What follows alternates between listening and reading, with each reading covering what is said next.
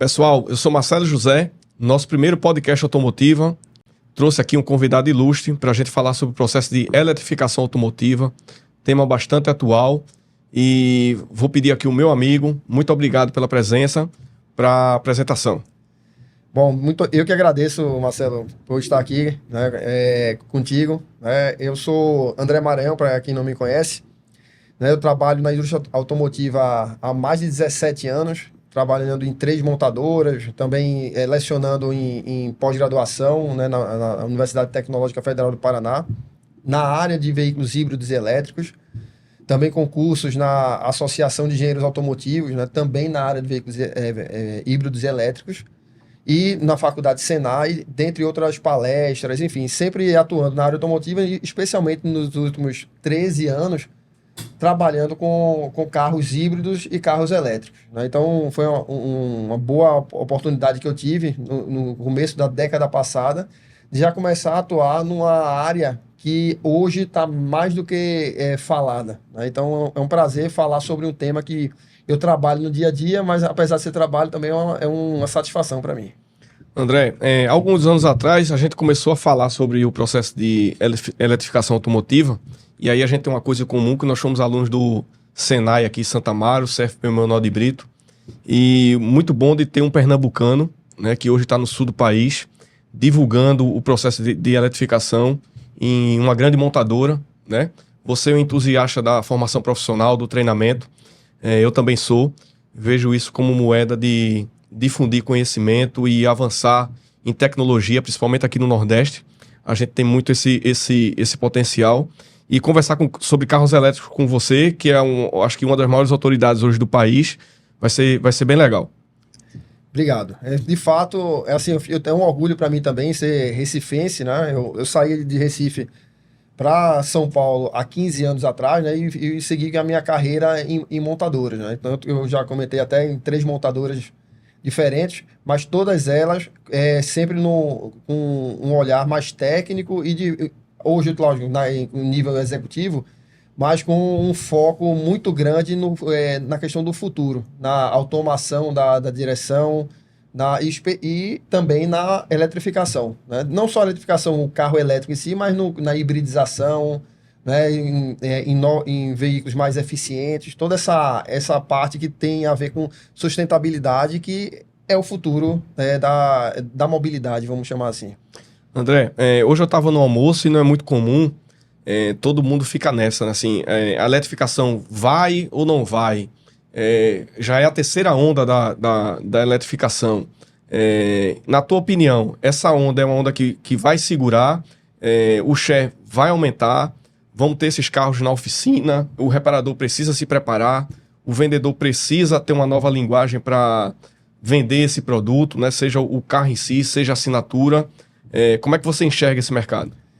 Bom, de fato já tiveram algumas tentativas, né, no passado, porém agora, né, a gente já em 2023, já chegando em 2024, né, se a gente analisar de forma global, né, os market shares de alguns mercados mais maduros que o Brasil, a China teve um crescente aumento da venda de veículos elétricos.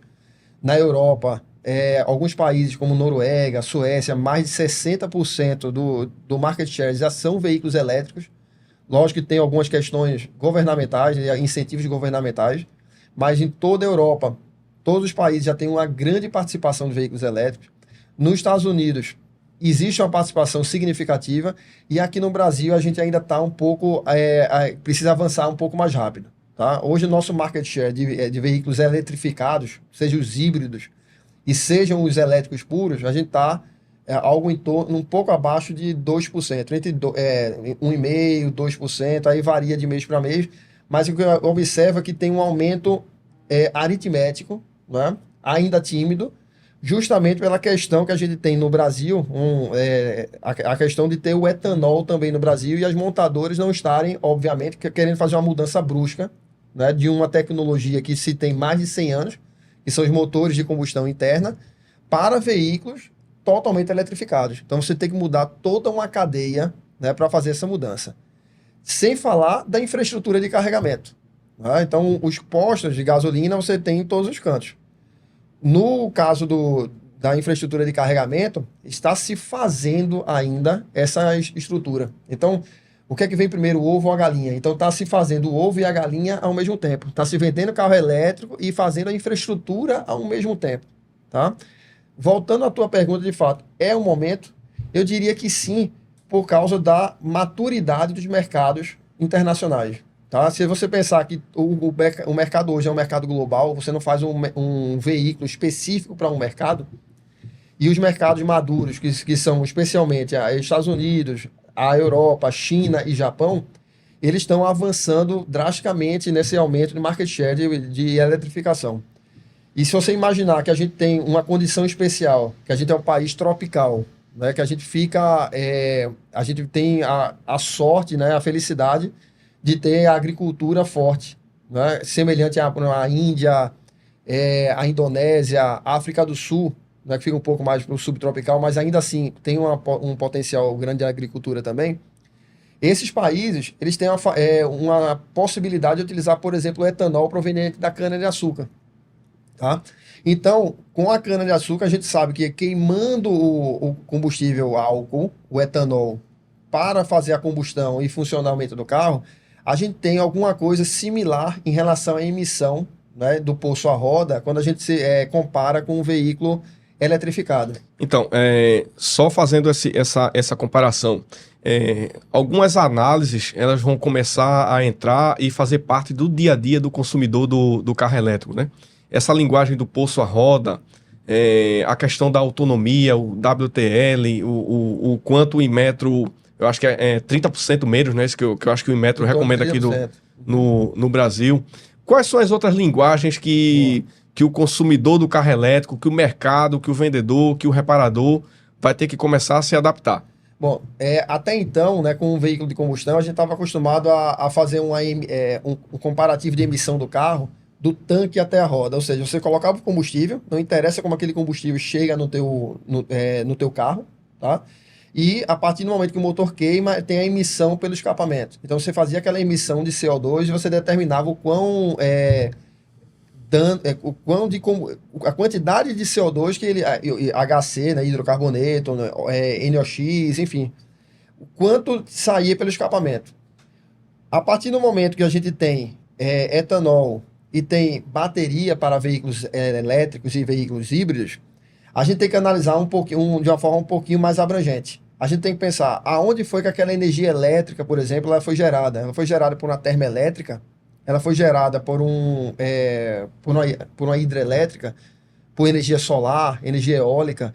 Então a gente tem que ver o impacto. Qual a matriz energética e qual o impacto, né? Exatamente. Então a gente vai pegar essa matriz energética toda, somar a emissão de CO2 da produção dessa energia, aliado à queima daquela energia no veículo, no caso de um veículo a combustão. Então a gente tem a chamada emissão do poço até a roda, ou seja, da produção de energia até girar a roda do carro, vamos dizer assim. Então quando a gente compara um veículo elétrico no Brasil com um veículo que queima etanol, o veículo elétrico, sim, no Brasil, ele é mais eficiente, vamos dizer assim, ele emite menos CO2 em relação poço a roda. Por quê? Porque no Brasil a gente tem a predominância de matriz energética sustentável. Através das hidrelétricas, a gente tem energia eólica, especialmente aqui na região do Rio Grande do Norte, Ceará. Energia solar. Energia solar também, do potencial muito grande, né? O maior país tropical do mundo. Né? Então a gente tem uma matriz energética que dá inveja a qualquer país do mundo. Né? Diferentemente dos países da Europa, o próprio Japão, a China, que tem uma matriz energética que utiliza muita termoelétrica. Então, o Brasil... Porque muita gente fala isso, né? Não adianta você ter a questão ambiental na queima fazer o carro andar e a produção assim, da energia, aquilo que alimenta o carro, ser uma energia suja. Exatamente. Né? Exatamente. Só para a gente pegar um pouquinho, assim, a minha missão vai ser um pouco tentar popularizar o tema. Quando a gente começou, acho que na reparação automotiva, a gente pegou o carburador, que depois virou o carburador eletrônico. Injeção. Depois virou a injeção. Aí viemos com a popularização dos motores turbos e com um conceito menor, né, de motor entregando uma grande potência. Você acha que essas rupturas no processo automotivo, essas novidades e essas entradas de tecnologias vão facilitar esse aumento do share do carro elétrico, essa popularização. E as cidades, como é que elas estão preparadas, né? Porque o conceito do carro elétrico não é só apenas o automóvel, é a mobilidade e a rede de sustentabilidade para manter a mobilidade do carro. Perfeito. A gente já teve, né, como você falou aí, a mudança da injeção do carburador para injeção eletrônica, né? Tiveram algumas mudanças, especialmente no começo da década de 90, né? E isso aí gerou até pelos próprios reparadores, né? E quem ia comprar o carro, imaginava, pô, eu vou pegar uma injeção eletrônica cheio de sensor, né, atuador, centralina, né? E o pessoal começava a pensar, não, isso aqui é muito complexo, isso deve ser caro, e se quebrar ninguém vai consertar. Enquanto o carburador, qualquer um na esquina fazia o ajuste, Isso, né, de Giclée, então era muito simples. Hoje, se a gente for olhar para 30 anos atrás, a gente pensa, pô, quem pensou isso há 30 anos atrás estava errado, né? Mas na prática não é questão de estar certo ou de estar errado, é uma questão normal que sempre quando a gente tem uma ruptura tecnológica, é natural que tenha esse estresse, né, da antiga tecnologia, dos próprios fornecedores querendo manter aquela tecnologia que já é existente, para não fazer uma mudança, né, de desenvolvimento e de investimento. Então é uma coisa natural. Está acontecendo agora de uma maneira mais forte a questão da eletrificação. Porque na eletrificação você não tem apenas a mudança do sistema de alimentação do motor. Uhum. Agora você tem a própria mudança da estrutura da propulsão completa do veículo. O tanque de combustível, ele passa a ser uma bateria. O motor de combustão, com seus 400, 500 componentes, ele passa a ser um motor elétrico muito mais simples, menor, tá? Com uma estrutura muito mais simples. A gente agora tem inversor de frequência, conversor, né? AC/DC, DC/DC. Então tem vários componentes que mudaram. E isso aí, até para quem não conhece, imagina um reparador, né, pensando, eu conserto o motor de um determinado veículo, aí vem um carro elétrico com motor elétrico que eu nunca mexi na vida. Se você perguntar para ele qual é o melhor, a natureza dele vai dizer que é um motor de combustão interna. Que ele já Pela tá acostumado, familiaridade, familiaridade, não quebra, ou se quebrar eu sei consertar, enquanto isso aqui é uma coisa nova. Então aquela coisa nova gera um desconforto natural do ser humano. Tá? Mas o que eu estou analisando, que nas últimas décadas, principalmente na última década, e mais especialmente agora nessa década que está por vir, nos próximos 10 anos, essa ruptura ela vai ser muito forte. Tá? E quem não tiver preparado para essas novas tecnologias, pode ser que tenha redução de serviço. Eu não estou falando assim, não vai ter combustão interna. Vai ter combustão interna ainda. Mas gradativamente vai ter a migração para a eletrificação. Vamos lá. Tivemos uma outra grande ruptura no setor automotivo, que foram os veículos Total Flex, né? Muita gente tinha lá o veículo a gasolina e acho que tinha alguns kits, né, que transformavam o carro para ele ser tanto a gasolina quanto álcool. E aí uma das montadoras está trabalhando bem forte nessa questão do álcool, do veículo híbrido movido a álcool. Assim, acabou levantando essa bola do álcool, né, que é algo bem particular nosso, assim, na questão automotiva.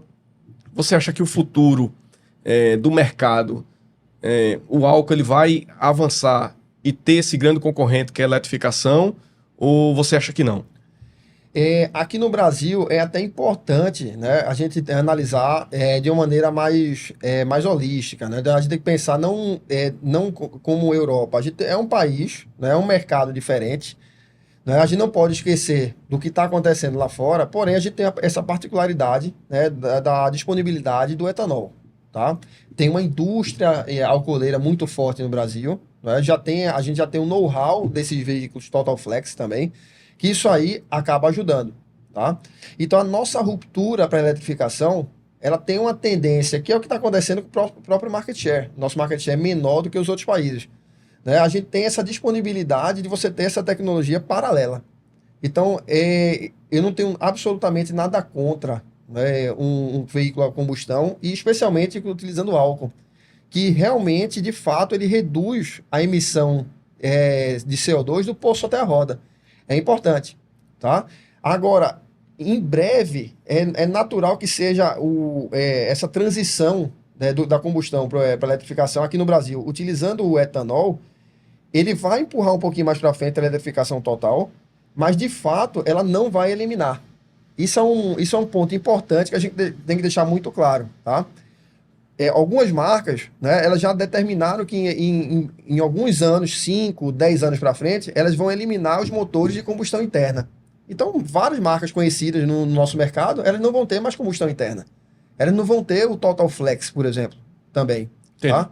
As marcas de volume e mais populares, elas tendem a ter os veículos flex. Inclusive, até uma boa interessante é fazer a junção do flex com o motor elétrico, fazer híbridos flex. E até tem alguns que estão pensando na possibilidade de fazerem reformadores do etanol. Basicamente seria transformar o etanol, né, fazer uma quebra do etanol lá e você transformar aquele etanol, através da quebra da molécula do etanol, em energia elétrica para carregar a bateria que vai, por sua vez, girar o motor elétrico. Tá? Então tem várias possibilidades. Você tocou nesse ponto aí, é bem interessante. Assim, muita gente fala que esses veículos atuais ficarão obsoletos em relação... Assim, existe a projeção das baterias diminuírem, né? E aí você tocou nesse ponto dessa tecnologia de otimização de carga, né? Porque é uma das grandes preocupações desse processo de eletrificação automotiva. Existe essa tendência, de fato, de diminuição das baterias. Um outro ponto, a logística reversa dessas baterias, né? O Brasil, assim, é um país continental e a gente sabe que como é que vai ficar essa reparação das baterias e no transporte dessas baterias, como é que elas vão chegar? Também existe todo esse ponto de interrogação. Qual a tua percepção aí sobre... Em relação ao tamanho de bateria, tá? Eu não vejo um futuro próximo com uma predominância de carro elétrico puro, ou carro etanol, ou carro híbrido. Eu vejo uma divisão natural que vai acontecendo e, óbvio, vai ter a melhoria tecnológica de que vai impulsionar mais, por exemplo, o elétrico, né? Redução de custo, né? Aumento da autonomia desses veículos, que é natural, que vai estar acontecendo nos últimos anos, já assim, notoriamente, tá? E também a questão política, né? Aí os governos darem incentivos maiores para um ou para outro, isso aí certamente influenciará também na questão do market share de cada um desses pontos, né? A redução do tamanho de bateria se dá pela hibridização, né? Você colocar, por exemplo, um motor de combustão, um motor elétrico, e por você ter um motor de combustão também, aquela bateria, você pode fazer uma redução, naturalmente aumentando a densidade energética daquela bateria, ou seja, você colocando mais energia naquela quantidade menor de bateria, vamos dizer assim. Entendi. Tá? Nos carros elétricos, ele não tem essa tendência de redução de bateria, ao contrário. A ideia é que se mantenha aquele volume de bateria, mas que aquele volume tem uma densidade energética maior, que por sua vez vai dar mais autonomia. Entendi. Tá? Então, só para ter uma ordem de grandeza, em 2010, alguns veículos no mercado tinham em torno de 150, 120, 180 quilômetros de autonomia. Os veículos atuais, né, se você for olhar aí no Google, colocar a autonomia dos veículos, você vai ver que a maioria, ou quase todos, tem mais de 300 quilômetros de autonomia. Alguns chegam a 600, 530, 444. Tá? Então, todos eles já têm uma autonomia. Aí eu coloco uma reflexão, né, para você que está vendo o podcast. Como é que você, no teu dia a dia, você roda mais de 400 quilômetros e pensa comigo, quando foi a última vez que você rodou mais de 400 quilômetros num único dia? Tá? Então, são poucas vezes que a gente roda mais de 400 quilômetros numa tacada só. Só uma viagem mais longa, né, que vai fazer uma viagem interestadual muito longa. Mas isso aí, se você pensar, 95% ou mais da população tem a condição de rodar com carro elétrico, rodar 20 km no dia, 70, e só carregar quando chegar em casa. Ele nunca vai num posto de gasolina, mas nunca. Ele vai chegar em casa, vai espetar o carro para carregar, igual o celular. Okay? Você falou isso aí, e aí vem um assunto bem interessante agora. Assim como os sistemas de freio desenvolveram muito, ABS, CBD, vem aquela sopa de letra, né? O o processo de eletrificação também automotivo tem lá todo uma sopinha de letras, né? Eu não sei se a gente consegue desmistificar um pouco aqui nesse bate-papo. Eu acho que uma das funções da gente talvez seja popularizar isso. E também em relação aos carregadores, né? A gente tem diversos tipos de carregadores com diversos tipos de potência, né? Isso. E a gente sabe que a potência é um fator preponderante para ele carregar mais ou em menos tempo. Exato. Como é que a gente pode abrir esse horizonte aí para popularizar? Bom, vamos separar aí a tua pergunta, que foram duas, né? Primeiro, em relação ao produto, né? A gente tem hoje, de forma mais simplista, a gente tem alguns tipos de veículos eletrificados, né? O mais simples dele é o chamado o mild hybrid, ou híbrido leve em português, né? Híbrido leve, que ele tem um motor de combustão e no lugar onde ficaria o alternador, né, que é aquele componente que faz o carregamento da bateria através do movimento do motor, né, da correia, ele tem uma máquina elétrica, e essa máquina elétrica, ele dá suporte na aceleração do carro em algumas situações. Tá? Você está saindo do sinal, então aquele alternador ele vai ajudar no motor na hora da aceleração. Entendi. Que é um momento que você emite muito CO2, mistura rica, você está acelerando o carro. Isso, correto. Tá? Esse é o mild hybrid. Então ele faz uma pequena economia, especialmente na emissão de CO2. Híbrido leve. A gente tem o full hybrid, ou o híbrido pleno, né? Que tem alguns veículos, que são a maioria dos híbridos no mercado, que você vê aí nas ruas, tá?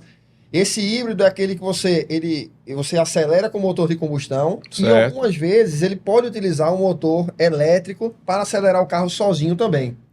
E algumas possibilidades também, os dois ao mesmo tempo. Então você tem as três condições, né? Você tem o motor de combustão impulsionando o carro, o motor elétrico impulsionando o carro e os dois impulsionando o carro. E quando você freia, ele faz a regeneração para carregar a bateria. Entendi. Tá? A terceira vertente é o full hybrid, é o PHEV que a gente chama, né? Que é o plug-in hybrid. O plug-in hybrid, ele é exatamente como o híbrido que eu falei agora, só que além de ele regenerar da bateria para carregar, você tem uma tomada que você consegue carregar diretamente, né, seja no carregador, seja a tomada de casa, normalmente de 20 A, aquela tomadinha de 20 A, você consegue carregar a bateria também, tá? E, por último, né, que vamos dizer, o mais eletrificado de todos, é o carro elétrico, né, que ele só tem um motor elétrico, não tem tanque de combustível, claro, né, você tem uma bateria, que essa bateria vai ser a fonte de energia para esse motor elétrico. Então, ele, obviamente, ele carrega na tomada, né? Seja num carregador, que eu vou comentar na segunda parte da questão aí, carregador DC ou carregador AC, tá? Que você faz o carregamento da bateria e também ele faz a regeneração através da frenagem. André, Tá? Me veio uma dúvida quando eu tive o primeiro contato com os carregadores elétricos, é o seguinte, na injeção eletrônica, no uso do equipamento, a gente tem lá o OBD, né, que é padronizado, assim, para qualquer lugar do mundo que você for com equipamento de teste, você consegue inserir, né, a ponta de diagnóstico lá. No carro elétrico, nas diferentes montadoras, a gente tem diferentes padrões, já tem uma normatização em relação a isso. Como é que está funcionando? Especialmente focado no carregador. Isso, né? No carregador. Bom, que é exatamente o que eu ia falar. Porque assim, a gente está acostumado aqui no Brasil, chegar, enche o tanque, né? Sei lá, tal valor. Agora não, agora tem uma mudança de perfil do consumidor.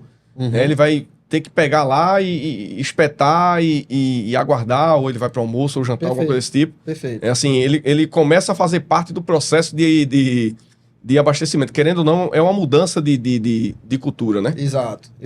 Hoje, até no Brasil, tem a questão do frentista, né? Que é uma coisa muito específica do nosso mercado. Né? Nos mercados, você mesmo faz o abastecimento.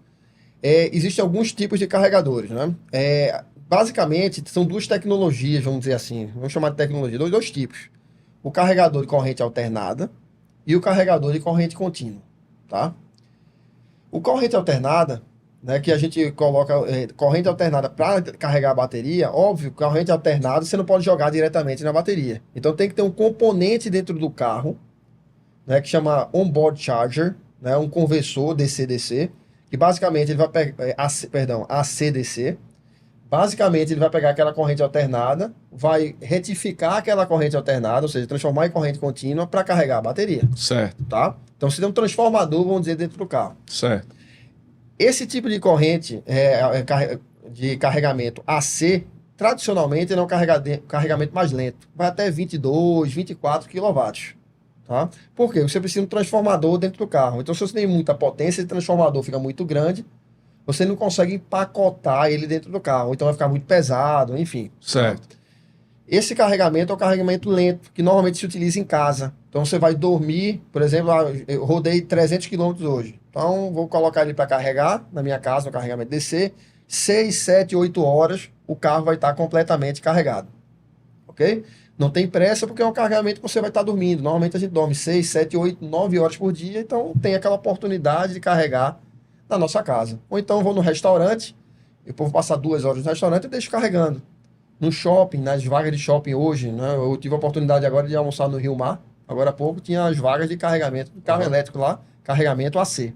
Tá? Então eu almocei em 2 horas, carreguei lá o carro sem problema nenhum.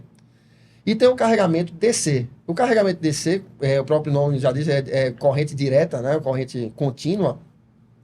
É um carregador normalmente de alta potência, né? Que ele recebe um trifásico da rede 380 volts, e ele pega aquele trifásico, já faz a retificação no carregador, por isso que é um carregador mais robusto. Entendi. E ele já vai diretamente para a bateria.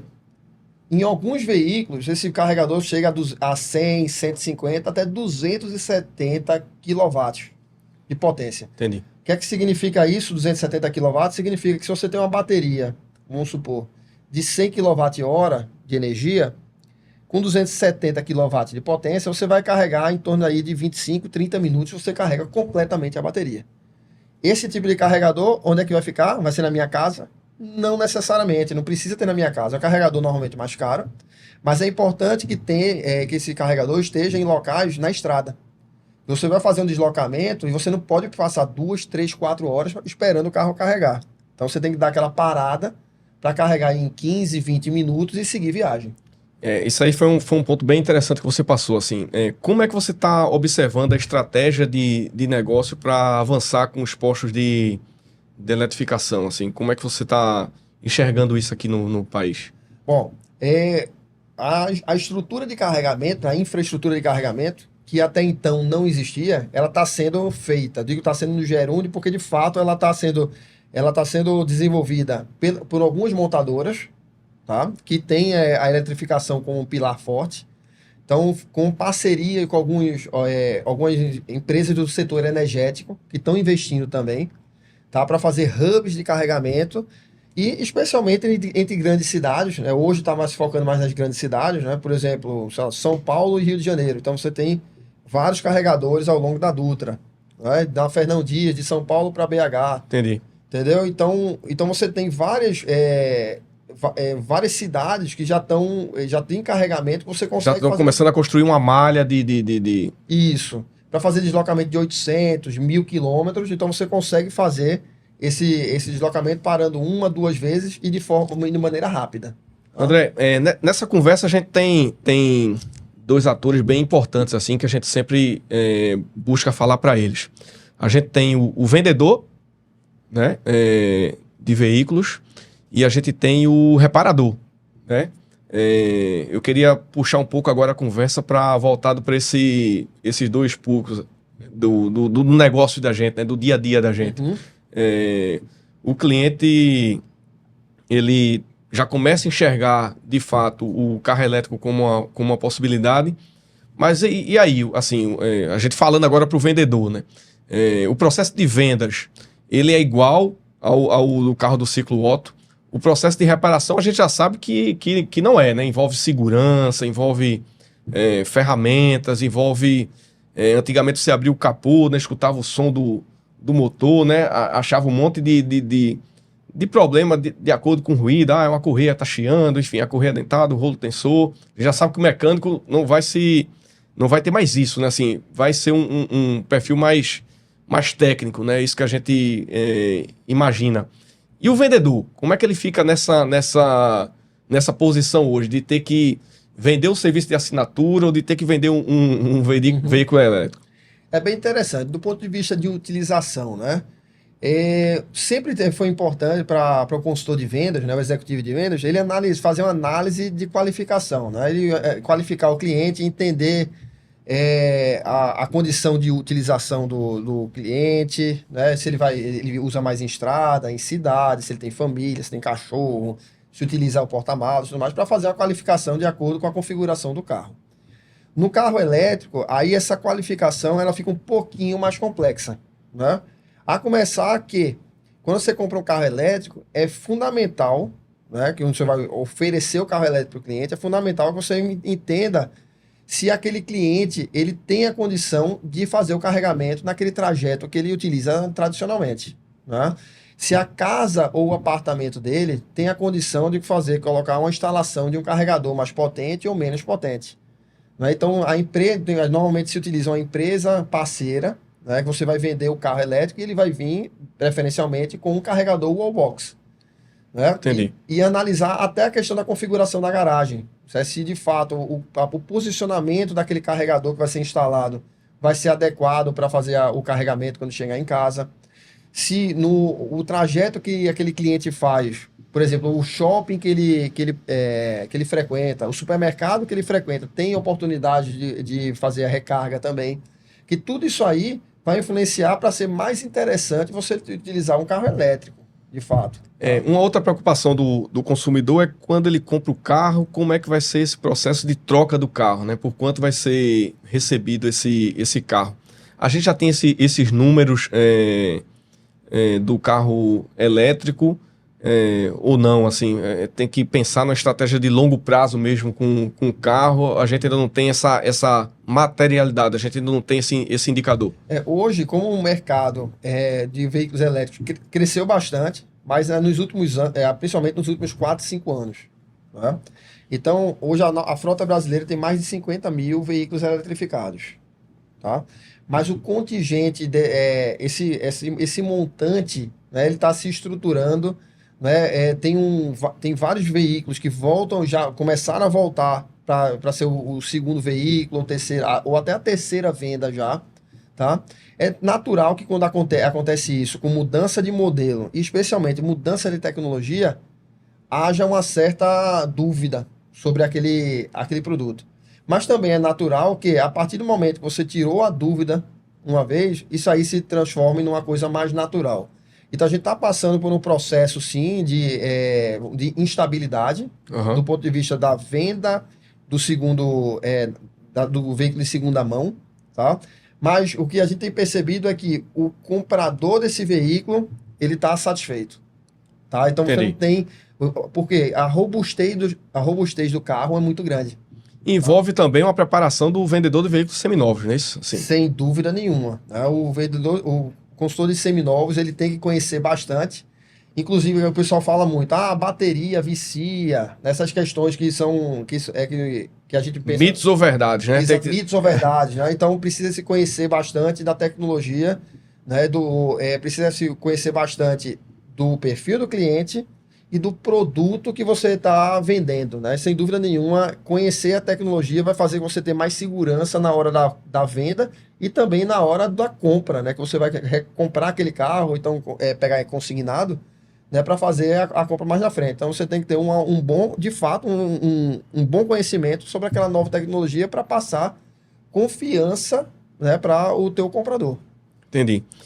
As montadoras estão trabalhando com um período de garantia bem alongado, né, para as baterias, né? Eu acho que isso também ajuda muito e passa uma credibilidade, né, para o consumidor.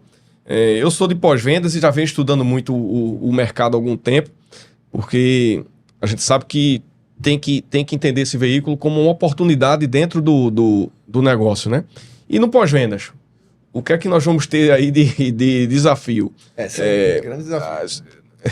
São inúmeros o trabalho é sempre maior para o pós-vendas, de pensar mais, de correr. Exatamente. O suor é maior, já estamos acostumados já, mas diz aí. Então, o pós-vendas, né, tem vários e vários desafios. Né? Primeiramente, a questão de capacitação técnica. Né? Então, uma indústria e serviço que já vem há longos e longos anos, períodos, né, com reparação de motor de combustão interna, né, com análise de combustível adulterado, né, problemas mecânicos que ainda poderão acontecer nos veículos elétricos, mas esses problemas vão passar a ser menos frequentes. Entendi. Tá? O veículo elétrico, ele tem menos peças, para começar. É um veículo muito mais simples.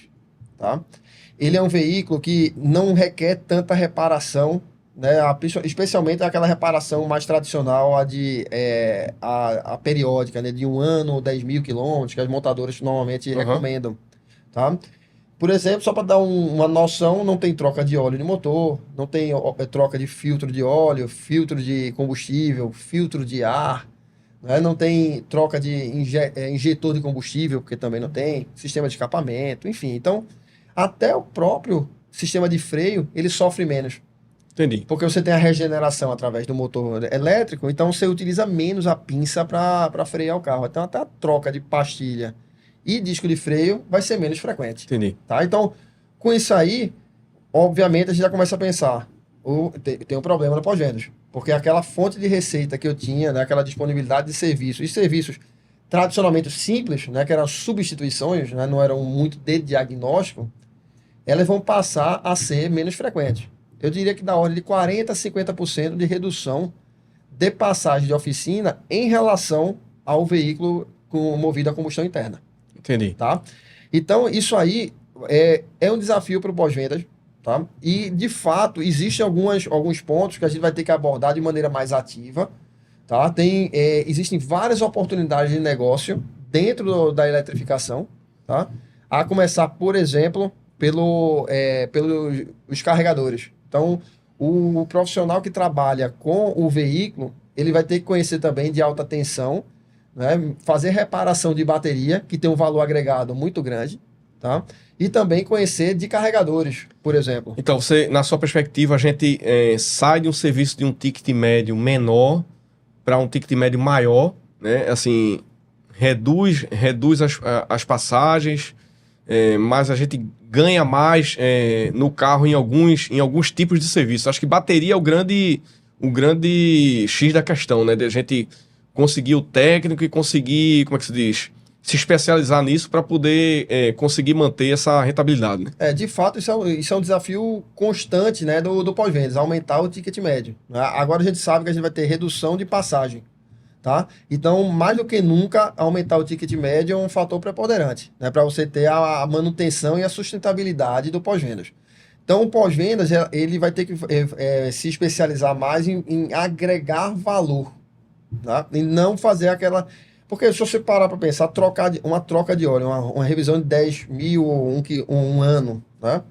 Normalmente você troca o óleo, troca o filtro de ar, filtro de óleo, por exemplo. Quando o cliente sai da loja, você oferece um alinhamento, um balanceamento, né? Enfim. Mas aquilo ali, quando o cliente, quando vai pagar, de fato, muitas vezes ele não enxerga o valor agregado daquele serviço que você entregou. Muitas vezes, né? Isso aí acaba sendo você tendo na cabeça do cliente, ele foi fazer aquilo ali, principalmente um cliente de carro novo, ele, poxa, eu gastei dinheiro com aquele meu bem. É diferente quando eu comprei o carro, que eu dei o dinheiro e recebi aquele produto. A gente trabalha muito dessa perspectiva de qualidade.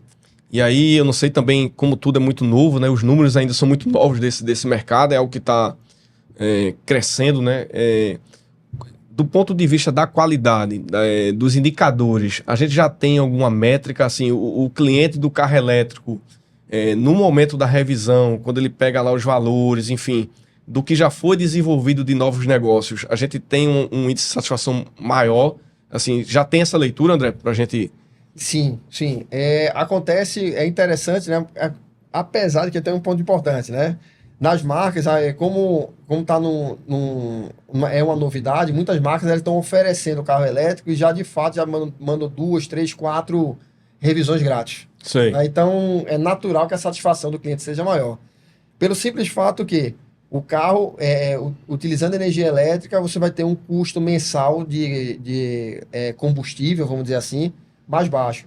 Só para ordem de grandeza, se você gasta R$2.000 de combustível no mês, Com um carro elétrico, você vai gastar em torno de R$ 700 de eletricidade no mês. Isso se você pagar, né? Porque a maioria dos lugares ainda a energia é oferecida de graça, tá? Isso é um ponto. Redução do custo de combustível. Segundo ponto, IPVA. Por exemplo, aqui no estado de Pernambuco, a gente tem o incentivo de IPVA para carros eletrificados. De carro elétrico, se eu não falho a memória, tem uma redução significativa, se não falha a memória, é zero. Isso aí já é um custo bem avançado, né? Outro ponto importante. E o terceiro ponto é a questão da manutenção, né? Você tem menos trocas, né?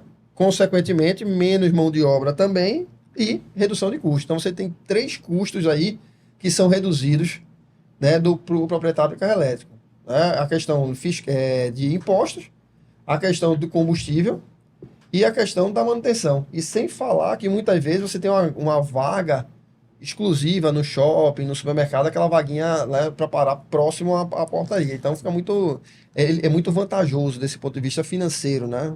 A gente tem alguma expertise aí do mercado europeu que está mais avançado, né, nesse processo de concessionários que mudaram o negócio de pós-venda. Se você tem alguma coisa assim, você lá vai oferecer o serviço de carregamento, enfim, tem alguma boa prática aí do que tem aí fora?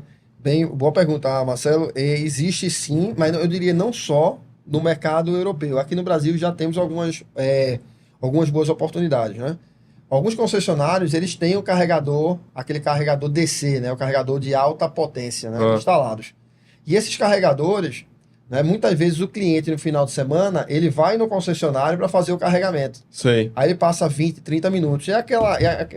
E normalmente tem vários clientes que nunca vão no concessionário. Ele só vai. Então vamos começar a abrir no domingo também agora. Exatamente. Dá para abrir no domingo e você vai ter a oportunidade de fazer uma oferta de carregamento para aquele cliente.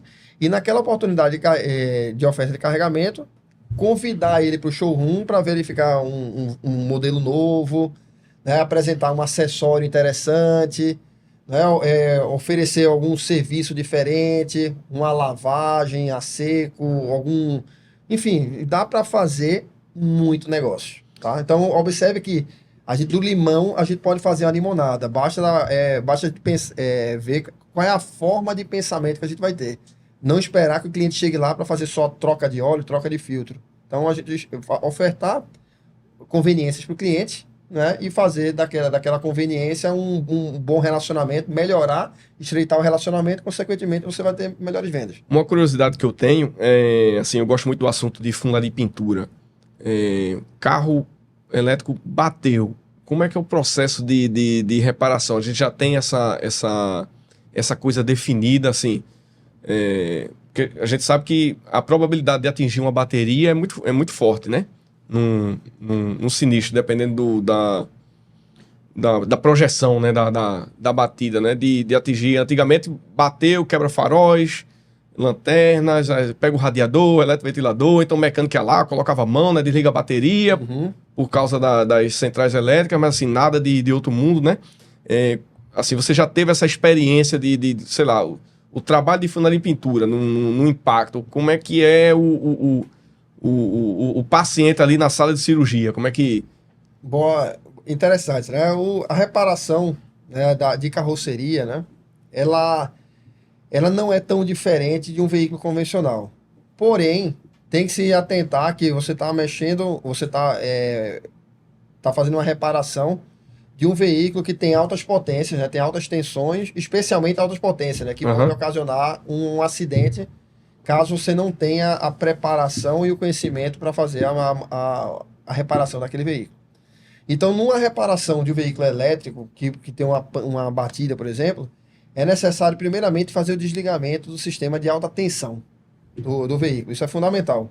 A partir do momento que você fez o isolamento do sistema de alta tensão para o restante da carroceria do carro, e você tem a certificação que fez isso, né? Você precisa fazer e certificar que isso foi realizado, aí sim você pode fazer a reparação e você faz a reparação convencional como qualquer outro veículo.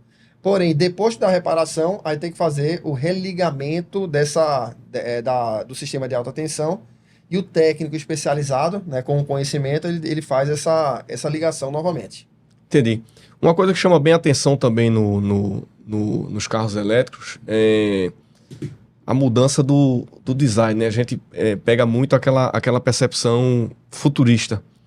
Eu acho que parte do princípio de que você não tem mais aquela coisa saudosista do consumidor brasileiro de lavar o motor, né? De ir lá limpar toda aquela história e faz muito o apelo da tecnologia, do design, né? Então a gente tem rodas maiores. Por que a gente conseguiu ter esse ganho, André? A ausência do conjunto motriz.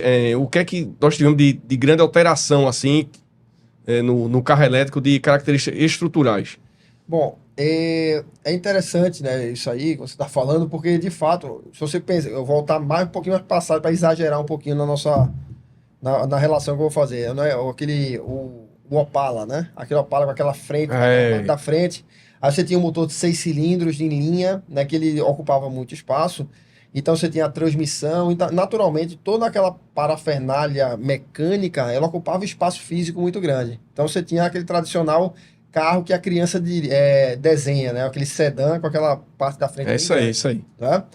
Hoje, né, com a vinda dos carros elétricos, aquele motor de Opala, vamos supor, com 120 cavalos, que é gigante, né, com centenas de quilos, você consegue ter essa mesma potência com motor de 60 quilos, por exemplo, e com um volume muito menor. Então você não precisa mais daquele espaço enorme no compartimento do motor. Então você pode fazer uma redução, né, e a gente chama de package, ou seja, empacotamento do invólucro lá dos componentes. Então esse package, ele é bem menor e você consegue fazer designs diferentes daquele tradicional carro sedã que a gente desenhava quando era pequeno. Uhum. Então os carros, eles passaram a não ter a necessidade daquele compartimento motor gigante lá na frente. Você pode fazer uma redução. Agora é natural também que um carro elétrico, você não vai fazer uma espaçonave diferente na rua. Né? Porque se você fizer isso aí, a pessoa vai achar estranho. Então o próprio mercado ele vai se adequando, o design vai se adequando conforme a necessidade e vai introduzindo algumas pinceladas de inovação ao longo do tempo. Então, existe uma tendência de fato que os carros, para os próximos anos, eles mudem o design. Justamente por essa possibilidade, né, de você fazer o package ou o empacotamento de uma forma mais fácil. Devido justamente ao tamanho dessas peças que reduziram. Então você pode ter mais inovação e fazer designs cada vez mais diferentes. Uma coisa que eu observei, André, foi o seguinte: eu esperava que com a chegada dos carros elétricos nós tivéssemos mais assim, um pouco daquela coisa do autônomo também, né? E eu percebi que ele não veio muito junto do carro elétrico nessa primeira leva. O que se puxou mais foi essa perspectiva do design. Você acha que a indústria automotiva talvez está usando isso para quando tiver talvez uma carta na manga para uma segunda pegada do carro elétrico? Porque assim, num ambiente de reparação a gente dizia, não, o carro elétrico quando vir a gente não vai trocar óleo, não vai trocar aquilo outro, mas vai ter muita atualização que a gente vai fazer, toda aquela história. E eu percebi que não veio muito, assim, veio uma característica mais tradicional, né? Você tem as multimídias, normal lá, toda aquela interação, mas não é uma interação de autonomia, assim, né? Que se você fosse escalonar um certo percentual não, o carro tem um pouco já de autonomia. Não muito diferente do que o carro de ciclo Otto, né? Que a gente já tem muita coisa de autonomia no quesito das frenagens, por exemplo, né? De auxílio ao condutor.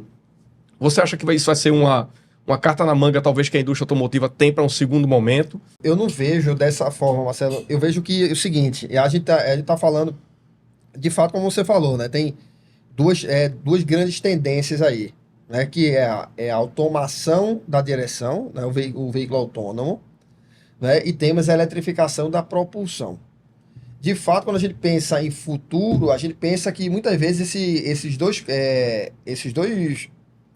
essas duas tendências vão ao mesmo tempo na mesma velocidade, tá?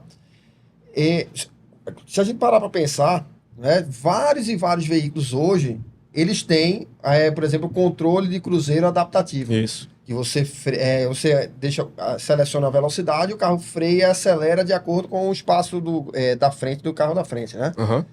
Temos também alguns leitores de faixa, que ele faz, você está na estrada, ele próprio, ele sozinho, ele faz o ajuste, né, do volante. Aham. Né?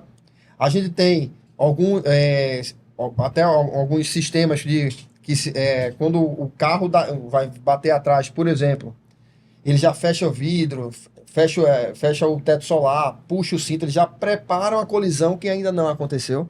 Aham. Né? Então a gente tem vários subsistemas, né, do sistema de automação que eles já estão prontos. A câmera frontal já Isso. detecta pedestre na frente, já faz, né, enfim. Tem radares, né, de ultrassônicos, tem radares de baixa e alta frequência também, né, para estacionamento, né, os de alta frequência e os de menor frequência para verificar distâncias de 200, 400 metros na frente. Tá? Então, os sensores e atuadores do sistema de automação, eles estão muito desenvolvidos já. Tá? E por que a gente não tem um carro autônomo? Né? Então, hoje a gente já tem no nível 2. Né? Em alguns casos, tem um nível 3, né? Mas em situações bem extremas. Tá? Que você tem um local fechado, um aeroporto, que o carro vai sozinho e tudo mais. Nível 3. Mas hoje nós temos nível 2 já em alguns veículos mais premium do mercado. Certo. Tá? A tecnologia, ela está muito próxima de chegar à automação total. Mas aí não é questão de tecnologia apenas. A questão é legislação. Né? Se eu bater o carro com um carro autônomo e estiver dormindo e machucar alguém, de quem vai ser a culpa? Quem programou o carro, o vendedor que me vendeu, a concessionária, a montadora que contratou todo mundo. Então tem várias... ou a faixa que estava errada lá, o pare que estava lá para parar o carro estava apagado, então vai ser o município que vai ser o culpado. Então tem vários fatores, né, que tem uma certa, vamos dizer, um gargalo para a popularização dessas tecnologias. Então não é só questão tecnológica. Então eu vejo que a automação da direção é mais complexa do que o desenvolvimento de propulsão da eletrificação, que é uma coisa que depende única e exclusivamente da tecnologia. Então, é bem legal isso aí, assim, a gente conseguir dividir, né? Porque a eletrificação está ligada à propulsão hoje. Essa é a percepção da indústria, né? E essa coisa da automação é um outro ponto que vai se desenvolver, assim... Já tem que pensar uma forma mais ampla, né? Que não é só tecnologia, sensor... Né? E o carro em si. Você tem a estrada, você tem a questão até da sociedade. Pensa comigo, vou dar um exemplo extremo aqui. Né? Você está fizeram até estudos, né? Em países nórdicos, Alemanha, Japão, tudo mais, fizeram uma pesquisa para analisar o seguinte: eu estou com um carro autônomo e o carro autônomo tem que decidir se ele tem uma senhora de 80 anos e tem uma criança de 4 anos na frente. E ele precisa desviar, só que ele não consegue desviar dos dois. Ele vai ter que ir para algum lado. E se ele for para o lado esquerdo, pode machucar a criança. Se ele for para o lado direito, pode machucar a senhora, né, de 80 anos. E fizeram o questionamento para países nórdicos e detectaram que nos países nórdicos, eles preferiam o salvamento, vamos dizer, naquela de machucar a senhora. Tá? E dar preferência, no caso, para machucar talvez a criança. É uma questão ética, no caso. E em países latinos, foi exatamente o oposto. Porque o pensamento latino, e talvez quem está assistindo a gente aqui vai concordar, pelo menos a grande maioria vai, é que a gente iria, no caso aí, salvar a criança. Porque o nosso pensamento latino, a gente pensa mais que teria que aquela criança ter um futuro pela frente, e a senhora já teve a sua vida... Né, já viveu sua vida, vamos dizer assim. Né? Então, o computador vai decidir por quê. Um país vai decidir, nós colocar na Índia, se tem uma vaca, por exemplo, que a vaca é sagrada, por exemplo. Então, tem vários fatores sociais que estão envolvidos também na automação. Por isso que é um tema muito mais complexo. Entendi. Entendeu?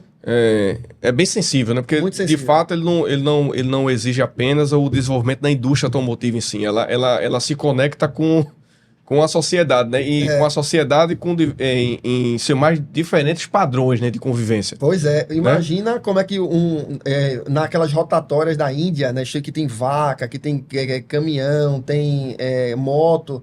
aquela complexidade, como é que o carro autônomo ele vai agir. Ele tem que agir conforme o trânsito daquela região. Outro exemplo, aqui no Brasil tem um pare. Você tem um pare, normalmente o que a gente faz? A gente não para, a gente diminui a velocidade, olha e passa. Nos Estados Unidos, quando tem o stop no chão, você é obrigado a parar, contar, né? 1, 2 e seguir adiante. Então, esses padrões são complexidades também. Aham. Né? Buracos na rua, aqui no Brasil tem bastante. Já na Alemanha você tem sinalizações perfeitas, então é muito mais fácil você fazer um padrão para um país como a Alemanha, por exemplo, comparado com o Brasil. Rapaz, tu falou um assunto aí interessante, buraco na rua. A gente tava muito acostumado, o buraco vinha aquele bucho no pneu, rasgar o pneu. E como é que fica essas baterias aí com esses buracos na rua? A gente já tem algum indicador, assim, você que é montador, assim, do tanto que chega de bateria, talvez com esse tipo de problema, assim, ocasionado por esse agente externo aí, que é o... Uhum. Felizmente, né, até aqui no Brasil, que a gente tem as rodovias e ruas esburacadas, né, a gente não tem tanto problema, tá? Entendi. A bateria, tradicionalmente, ela fica embaixo do assoalho do carro, né, entre o eixo traseiro e o eixo dianteiro, né, e que é um local que muitas vezes você passa por uma lombada, alguma coisa assim, e tem aquela batida. Aham.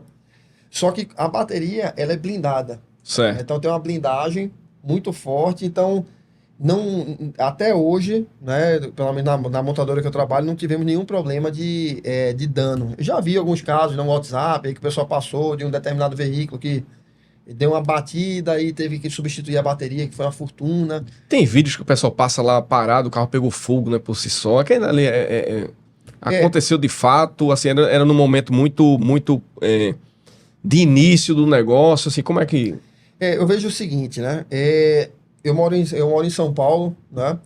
E quando eu morava aqui em Recife também, eu já vi inúmeras vezes alguns carros, né, com incendiados na rua, passando na rua e aconteceu o sistema de alguma mangueira, o sistema de alimentação de combustível soltou lá e começou a colocar fogo no carro, né? Todo mundo aqui já deve ter visto uma situação dessa, tá? Com carro elétrico, apesar do volume mais baixo também, eu nunca vi. Certo. Tá? Eu já soube de casos, né, fora, tanto aqueles de WhatsApp que mandam, que muitas vezes é fake, né? E casos, especialmente na China, ou então alguma batida, e de fato pode acontecer, tá? Mas pode acontecer, mas vamos parar para pensar comigo. Você roda desde que você é pequeno com 50, 60 quilômetros de combustível no tanque de combustível. Isso. E você nunca se preocupou, né? Dele pegar fogo. Dele pegar fogo. Verdade. Né? Agora você vai ter cheio de vazamento lá, a mangueira. Exatamente. Né? Com um risco muito grande.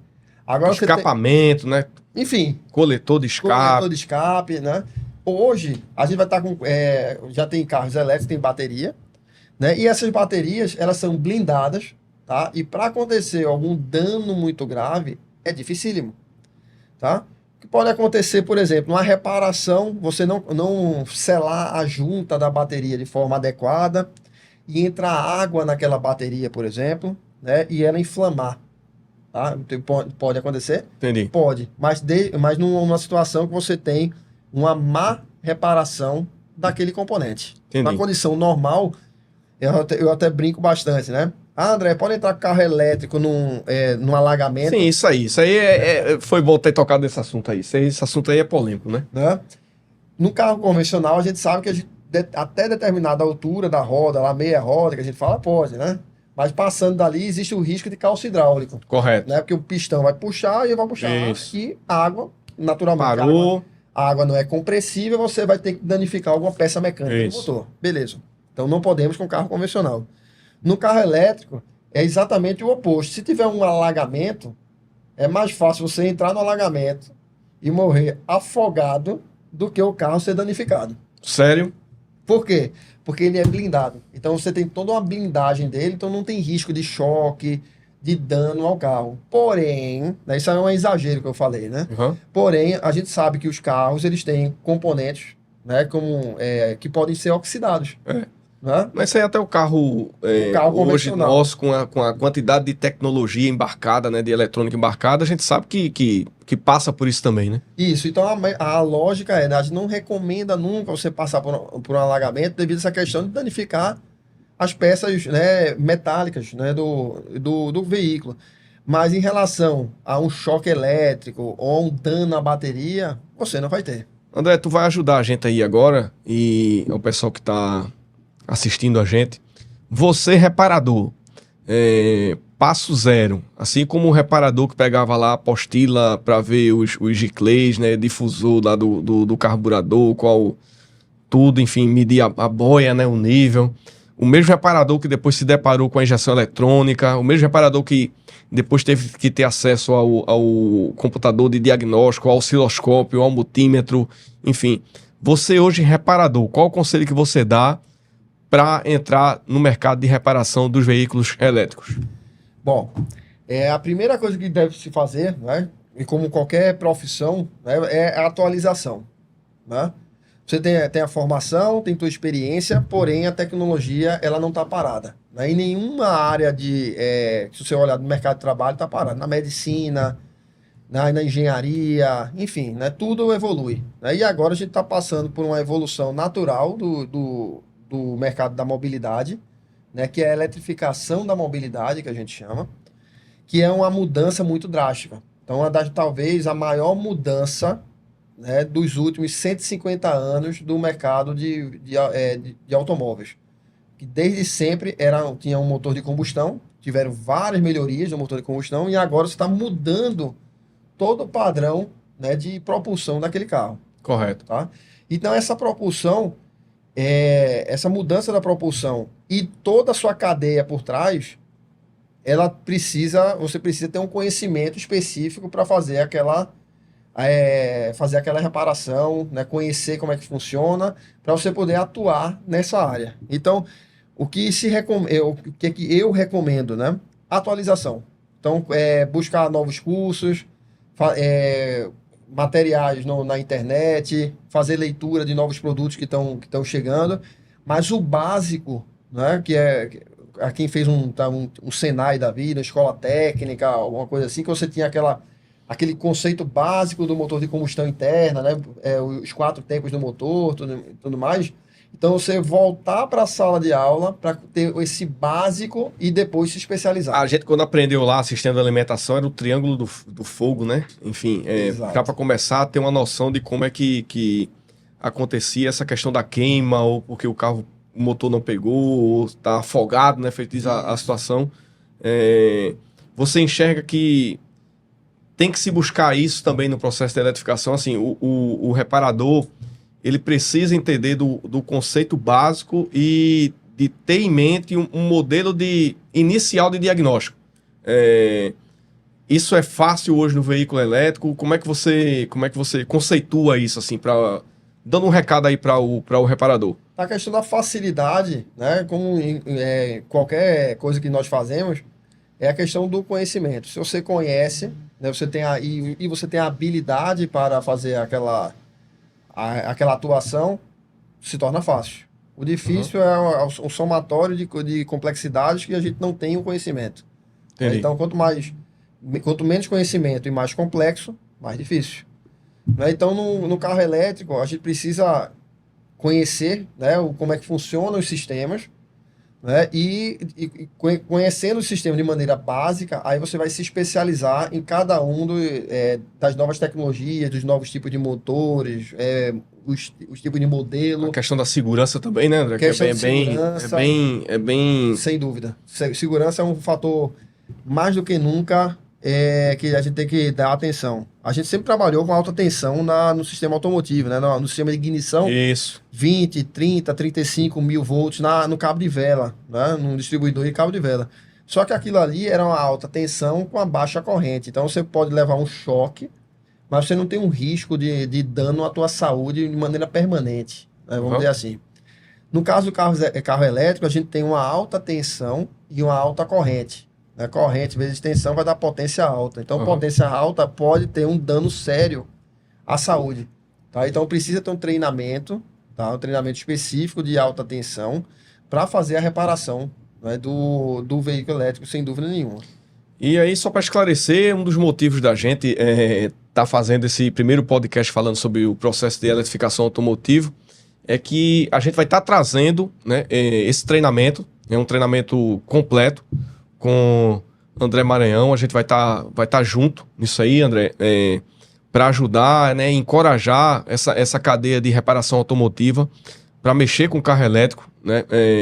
Chegou na sua oficina, eu acho que ninguém pode correr, né? Tem que ter a segurança de como começa uma reparação automotiva nesse tipo de veículo, com segurança e passando, como é que se diz? Agregando valor ao negócio, né? Quando você se certifica, né, nesse carro, quando você treina e quando você tem propriedade para começar um diagnóstico nesse tipo de veículo, você começa a se diferenciar no mercado, né? Então a gente vai estar realizando esse treinamento, vamos estar divulgando as datas, né, André? Temos aqui uma carga horária aqui de 2 cursos que o André, se quiser começar a falar aí um pouquinho sobre eles, assim, de qual é a ideia da gente em relação a esse treinamento. Pode ficar à vontade aí, André. A nossa ideia, né, que é disponibilizarmos 2 cursos, né, 2 treinamentos, sendo um treinamento técnico, né, focado em manutenção, reparação e novos serviços e oportunidades no pós-vendas, tá? Um curso de 16 horas, no caso a carga horária para 2 dias, né, sendo 8 horas no primeiro dia, 8 horas no segundo dia, tá? Com bastante conteúdo técnico e desenvolvimento de novas ideias, tá? Um curso que, obviamente, vai ter a parte teórica e vai ter a parte prática, onde os participantes vão poder desenvolver, né, habilidades e também se preparar para o futuro que está por vir, né? Esse futuro que está por vir que está mais próximo do que a gente já imagina, né? E é fundamental que a gente seja, nesse futuro, seja o primeiro, né? Quando a gente é pioneiro no que a gente faz, certamente a gente vai ter uma tendência de ter sucesso na nova qualificação. O segundo curso é voltado para a área comercial, né, e de vendas, também de 16 horas, onde vamos abordar o processo de vendas, mas a gente vai especialmente focar na qualificação de cliente e, obviamente, também a gente vai falar bastante sobre a parte técnica, né, do carro elétrico, focado no consultor de vendas, tá? E também no consultor de pós-venda, né, no consultor de serviço também. Então, é um treinamento mais técnico, focado na manutenção, reparação, consultor de serviços, e o outro, consultor de serviços, consultor de vendas e gerentes e diretores de concessionários e reparadores. Então vamos lá, André, vamos recapitular. Você, reparador automotivo, quer começar a trabalhar com veículos elétricos, quer desmistificar esse mercado, vamos ter o treinamento aqui com André Maranhão. Então, vamos embora nessa turma. Você que é vendedor, consultor técnico, gerente de pós-venda, gerente de novos, quer entender também do mercado de veículos elétricos, como faz uma abordagem correta com o cliente, como explica ao cliente as condições de utilização, entender de mercado.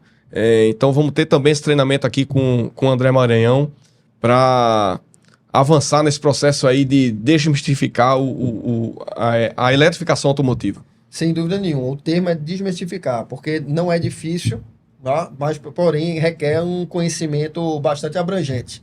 Tá? Tem muito conhecimento para ser captado e, certamente, com esse conhecimento vai dar muito mais confiança, segurança e rentabilidade para quem tiver todo esse conhecimento. André, algumas montadoras estão sendo mais agressivas na precificação, outras estão sendo mais conservadoras e saiu com serviço de assinatura.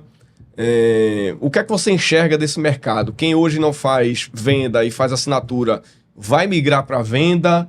Você acha que a assinatura vai ser uma tendência na eletrificação? O que é que você enxerga? É natural, né, que com a eletrificação e até o pioneirismo de quem vai estar comprando esse carro, e a pessoa compra com um certo receio, vamos dizer, né? Existem os early adapters, que são os clientes que veem uma nova tecnologia, por exemplo, aquele cliente que compra quer ser o pioneiro a comprar aquela nova tecnologia. Existem esses e existem aqueles que são mais conservadores, tá? Então, para os mais conservadores, né, que não querem investir numa nova tecnologia, existem novas possibilidades de você adquirir ou até de usar aquele produto sem precisar descapitalizar. Então, para isso surgiram, né, essas novas modalidades, por exemplo, a assinatura de veículos, que é bem interessante. Então você faz um pacote de 12 meses, 24 meses de assinatura, você paga um valor mensal para a utilização, como se fosse um aluguel, e você utiliza aquele veículo ao longo daquele período de assinaturas, podendo renovar, trocar o modelo que você está, ou até ter a prioridade de compra daquele modelo no final da utilização. Entendi. Então, é uma tendência da indústria automotiva que está se desenhando muito forte, e eu vejo no mercado que está se aumentando muito a participação desse tipo de cliente, né? O cliente de assinatura. Então, na tua cabeça, o vendedor vai ganhar mais vendendo o carro ou alugando o carro? Isso aí depende da negociação que for feita, né? Mas é um bom negócio, muitas vezes, né, você ter uma assinatura, né? Estive conversando, inclusive ontem, né, com um gerente, um diretor de concessionária aqui no Recife, que ele vendeu 2 assinaturas, né, de veículo elétrico, inclusive, este mês, agora. E ele estava muito feliz que, pô, se eu tivesse 3, 4 assinaturas, sem dúvida nenhuma, seria muito melhor do que vender 2, 3, 4, 5 carros. Entendi. Então, é vantajoso. Entendi. Tu conversou alguma notícia alegre com algum mecânico de oficina, assim, de concessionária, do cara... Porque, assim, vai ser um grande desafio para a gente em pós-vendas, né? Principalmente pela redução da quantidade de peças. A gente sabe que o negócio de peças é muito interessante dentro da lucratividade de pós-vendas, né? E aí, como é que se diz? Vamos, talvez, desenvolver mais o negócio de serviços, né? Estética automotiva, pneus, enfim. Eu acho que esse negócio de serviços ele vai dar um grande boom com o carro elétrico. E aí, assim, você tem experiência nisso. Qual o conselho que você daria hoje para o consultor técnico que está nos assistindo, que já teve que ir para o elevador de diagnósticos na recepção, fazer bom uso do checklist, o mecânico, né, que também trabalha com checklist, já trabalha com essa dinâmica da orçamentação. Qual o conselho que você daria a esses 2 atores aí de pós-vendas, né? Tanto o consultor de serviço quanto o mecânico, assim. O que é que você deixaria de conselho para eles? O conselho é o mesmo que eu estava falando antes, né? Qualificação e treinamento. Ele conhecendo de produto, conhecendo da nova tecnologia, certamente ele com propriedade ele vai fazer a melhor recomendação para o cliente dele, né? O consultor de serviço já diz, é um consultor. Então ele vai analisar o cliente, né? O que é que o cliente deseja, o que é que vai oferecer valor para aquele produto do cliente. Como você falou, a parte de serviços, você oferecer uma substituição, uma venda de um acessório ou alguma coisa do tipo, se ele tem o conhecimento de produto e ele tem a qualificação daquele cliente, conhece o cliente bem, né, ele tem a oportunidade de ter mais relacionamento com esse cliente, certamente ele vai ter uma melhor venda, no caso, e uma melhor satisfação daquele cliente. E para o reparador, basicamente conhecimento de produto. Então ele tem que conhecer o produto, ele tem que estar preparado para essa nova onda da eletrificação que vai vir cada vez mais forte. André, meu irmão, acho que a gente está chegando aqui ao final da nossa conversa. Foi muito bom tê-lo aqui. Agradecer a sua generosidade, né? A sua disponibilidade. É importante a gente tocar nesse assunto, conseguir me envolver aí a perspectiva do cliente, a perspectiva do mercado, o consultor de venda de serviços, o mecânico, né? O reparador, o vendedor de veículos novos. Eu acho que a gente conseguiu abordar bem aí o tema e só te agradecer aí pela dedicação aqui, essa hora aqui que a gente ficou junto. Eu que agradeço, Marcelo. Muito obrigado pelo convite. Estou à disposição aí e eu espero todos vocês que estão assistindo aí se inscreverem no curso, que vai ser sensacional e vai agregar valor e vai ser uma grande oportunidade na carreira de todos vocês. Então vamos lá, minha gente. André já deixou aí o recado. Vamos embora aí para esse treinamento. Vai ser muito bom. André tem vasta experiência no setor automotivo. É um dos pioneiros dessa conversa do carro elétrico.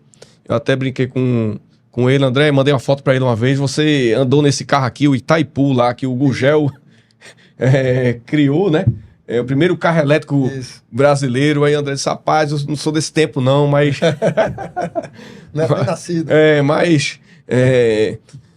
Eu li muito sobre o assunto, sobre o tema. E André é um pernambucano aqui, é da nossa terra. A gente tem esse desafio aí, né, André, de trazer esse tema, difundir conhecimento aqui para a região. E vai ser bem legal aí essa trajetória aí que a gente tá buscando. Acho que conhecimento nunca é demais. E esse assunto, eu acho que é um assunto que eu gosto muito. E aí foi muito bom a gente se encontrar para difundir aí. É isso aí. Valeu, irmão. Obrigado.